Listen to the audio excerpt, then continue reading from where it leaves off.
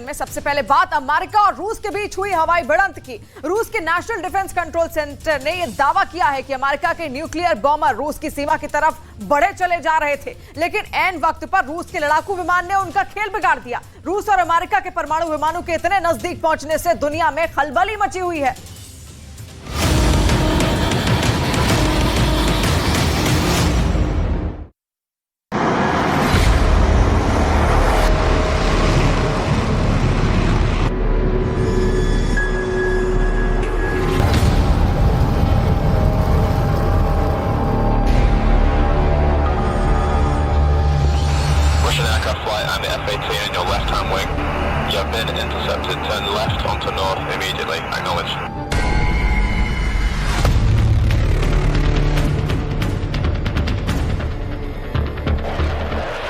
आसमान में जब रूस के लड़ाकू विमान अमेरिका के न्यूक्लियर बॉम्बरों के पीछे पड़ गए तो क्या हुआ? आसमान में एक तरफ रूस का सिर्फ एक फाइटर जेट, वहीं दूसरी तरफ अमेरिका के 2 न्यूक्लियर बॉम्बर।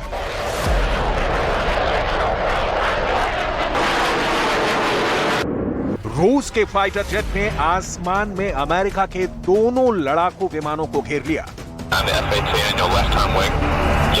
रूस के फाइटर पायलट ने ऐसा क्या कर दिया कि अमेरिका के बॉम्बर भाग खड़े हुए। अमेरिका और रूस के विमानों की इस भिड़ंत से ऐसा लगा जैसे एक नई जंग शुरू हो गई। एक ऐसा युद्ध जो तीसरे विश्व युद्ध की शुरुआत साबित होगा। अमेरिका से युद्ध का मतलब होता नाटो से युद्ध।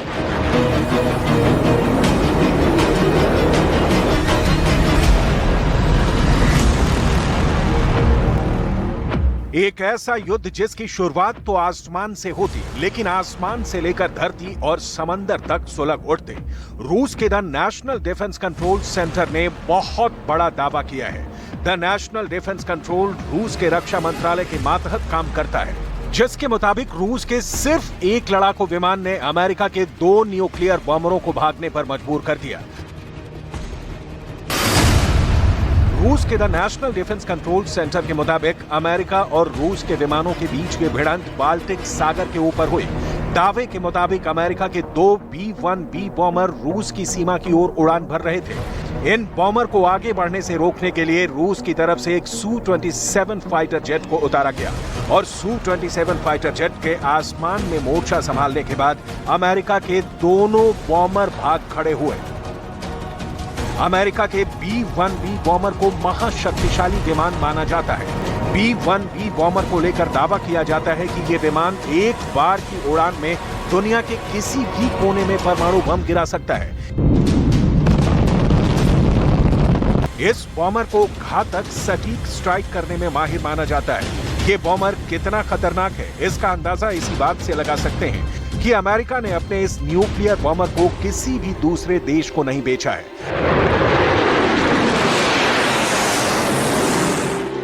रूस के the national defence control centre के मुताबिक अमेरिका की यही B-1B बॉम्बर बाल्टिक सागर के आसमान में रूस की सीमा की तरफ बढ़ रहे थे, जिसे आगे बढ़ते देख दोनों विमानों के पीछे रूस का एक लड़ाकू विमान पड़ गया।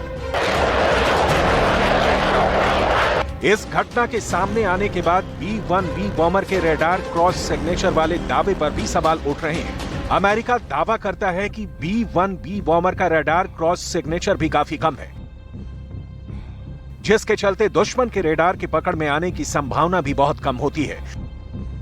लेकिन रूस के the national defence control centre के मुताबिक रूस के रेडार ने अमेरिका के दोनों B-1B बॉम्बर के मूवमेंट को पकड़ लिया।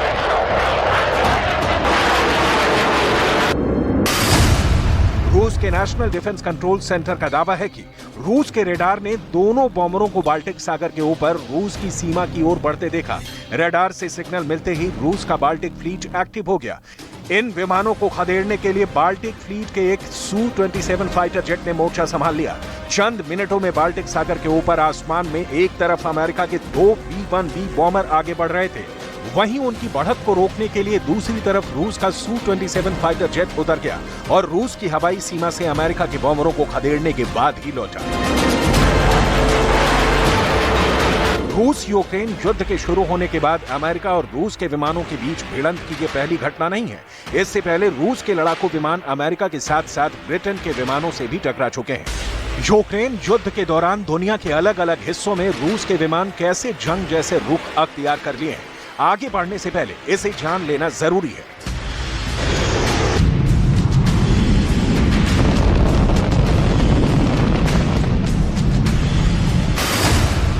हाल में सीरिया के आसमान में रूस का Su-30 फाइटर जेट अमेरिका के लड़ाकू विमान F-16 से भिड़ गया। वहीं दूसरी ओर बाल्टिक सागर में एस्टोनिया के पास रूस के 3 फाइटरों को आगे बढ़ते देख नाटो के विमान उनके पीछे पड़ गए।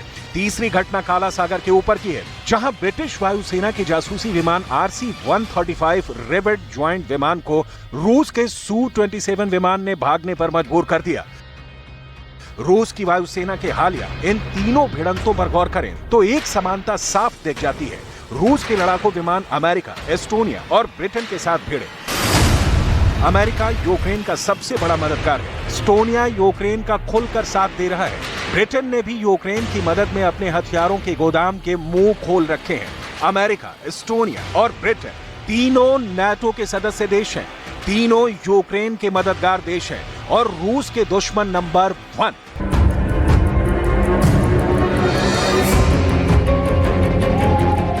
ऐसे में सवाल उठता है कि क्या रूस अब खुलकर नाटो से जंग लड़ने पर उतारू हो गया है?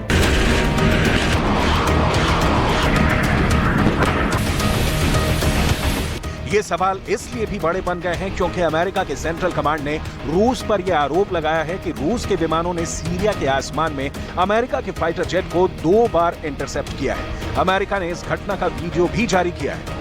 वीडियो में दिखाया गया है कि रूस का पायलट अमेरिकी जेट के 2000 फीट के दायरे में आ गया है, जो अमेरिका और रूस के बीच तय प्रोटोकॉल को तोड़ने वाला है। अमेरिका के सेंट्रल कमांड के प्रमुख जनरल माइकल एरिक कोरेला ने चेतावनी दी कि रूस यूक्रेन युद्ध का विस्तार सीरिया तक कर सकता है। सीरिया में रूस और अमेरिका के बीच टेंशन और बढ़ सकती है। अमेरिका ने इस भिड़ंत को 2 अप्रैल का बताया है। अमेरिका के मुताबिक रूस का Su-35 विमान मिसाइलों से लैस होकर अमेरिका के F-16 विमान को इंटरसेप्ट करने में लगा था। अमेरिकी सेना के लेफ्टिनेंट जनरल ग्रीनकेविच के बयान के मुताबिक रूस का Su-35 अमेरिका के F-16 विमान के 500 फीट के दायरे में आ गया था, यानी अमेरिका और रूस के बीच युद्ध सिर्फ 500 फीट ही दूर था।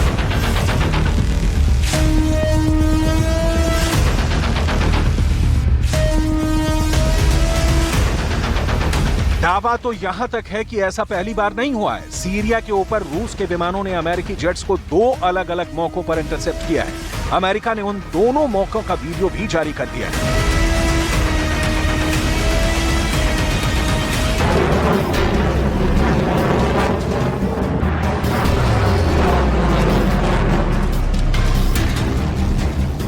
वहीं सीरिया से 4500 किलोमीटर दूर बाल्टिक सागर में रूस के 3 लड़ाकू विमान नाटो देश एस्टोनिया के बेहद नजदीक पहुंच गए। रूस के लड़ाकू विमानों के पहुंचते ही वहां खलबली मच गई। रूस के इन तीनों विमानों ने बाल्टिक सागर के ऊपर एस्टोनिया के उत्तर पश्चिम के इलाके में उसके बेहद नजदीक उड़ान भरी। रूस के विमानों को जवाब देने के लिए ब्रिटेन और जर्मनी के लड़ाकू विमानों ने कमान संभाली और दोनों देशों के फाइटर जेट ने रूस के लड़ाकू विमानों को खदेड़ने के लिए उड़ान भर दी। रूस के विमानों में एक जासूसी विमान के साथ रूस के 2 सुखोई लड़ाकू विमान भी शामिल थे, जिसकी खबर मिलते ही ब्रिटेन का एक टाइफून फाइटर जेट और जर्मनी का एक लड़ाकू विमान भी उसी इलाके में पहुंच गया। दावा है कि जर्मनी और ब्रिटेन के फाइटर जेट को देखते ही रूस के तीनों विमान वहां से वापस चले गए। ऐसी भिड़ंत रूस और ब्रिटेन के विमानों के बीच हुई थी जब काला सागर के ऊपर आसमान जंग का मैदान बन गया। अमेरिका के डिफेंस हेडक्वार्टर के मुताबिक काला सागर के ऊपर ब्रिटेन के स्पाई विमान के पीछे रूस के लड़ाकू विमान पड़ गए थे। वो तो ऐन वक्त पर मिसाइल दगा दे गई, वरना रूस की मिसाइल ब्रिटेन के जासूसी विमान को खाक में ही बदलकर दम लेने वाले थे।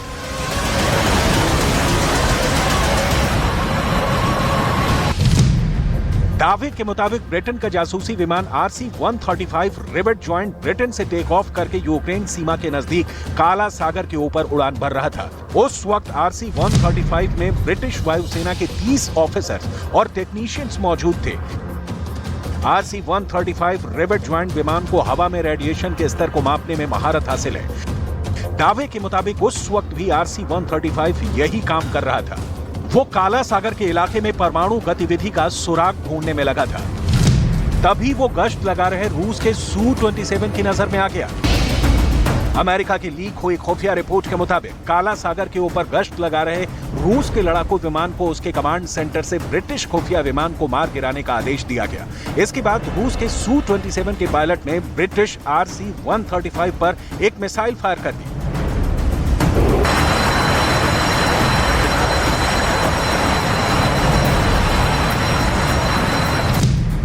अमेरिका के लीक हुए दस्तावेज के मुताबिक रूस के Su-27 पायलट को जमीन पर मौजूद एक रेडार ऑपरेटर ने ब्रिटिश विमान के बारे में बताया था, लेकिन Su-27 विमान के पायलट ने उसका गलत मतलब निकाला।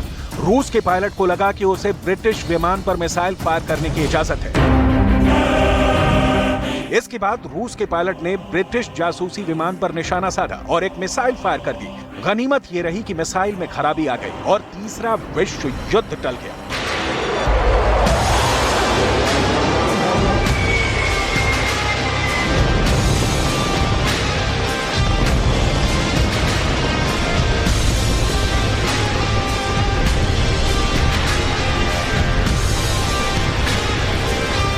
लेकिन रूस की ये भिड़ंत काला सागर और बाल्टिक सागर के मीलों का फासला तय कर सीरिया तक भी पहुंच गई है, जहां रूस के साथ साथ अमेरिका की भी फौज रहती है।